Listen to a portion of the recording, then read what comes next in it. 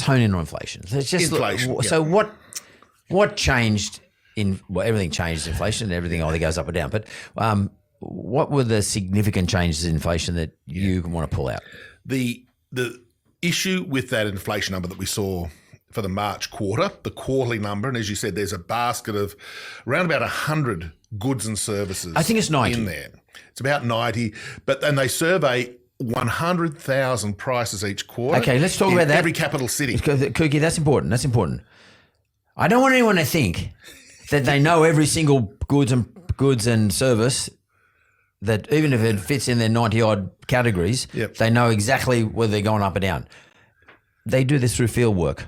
They do it through field work and increasingly a little bit of online judgment of prices. So in every capital city, including Canberra and Darwin from the territories as well as states, they have field officers go around and check the price of spinach per kilogram, a loaf of 700-gram tip-top bread. They write it down? They write it down. The cost of a men's haircut, a woman's haircut, men's shirts, women's shoes, and they put them all in. And as I said, each quarter it's 100,000 prices that they put into this almighty spreadsheet. I'd love to see it actually one day. And then they work out the change in the price of each of those items in each of the 8 capital cities compared to the price of the previous quarter. They also look at what we might call things that some people get carried away about, shrinkflation. So the price of something stays the same, but the packet of which it comes in is a bit smaller. So they take account of that. So you buy a packet of Monte Carlos, and there used to be a kilo of it at $2 a packet. But now it's still $2 a packet, but you're only getting 900 grams. Correct. They would take account of that and say that that's a 10% increase in the price of a Monte Carlo. So they do that. So they do adjust for those sorts of quality changes. Definitely. And at the end of the day, they put all these things into their spreadsheet, for want of a better phrase, and out comes the inflation rate. And it's as simple.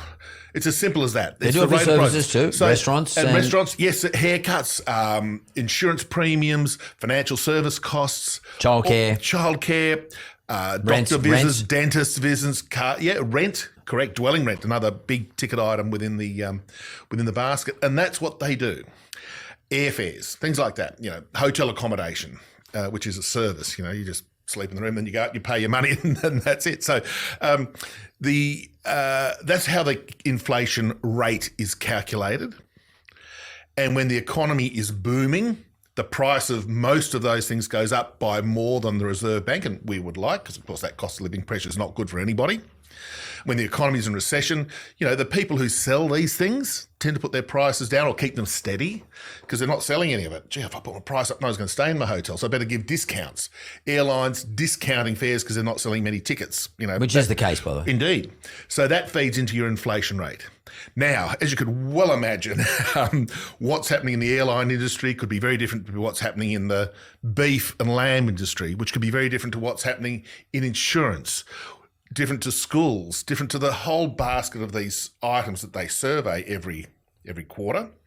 So that's why you get some things going up a lot, some things being flat, some things going down, and it changes. The other thing that it can impact too is when, our friends in Canberra or the state governments put up the tax on a particular item. The classic one's tobacco. Again, I think it's about $40 a packet. I don't smoke, never have, but I know that the tobacco excise has gone up massively. The tax on tobacco. The tax on tobacco. That and you, it's the indexed, consumer. and it goes up every 6 months.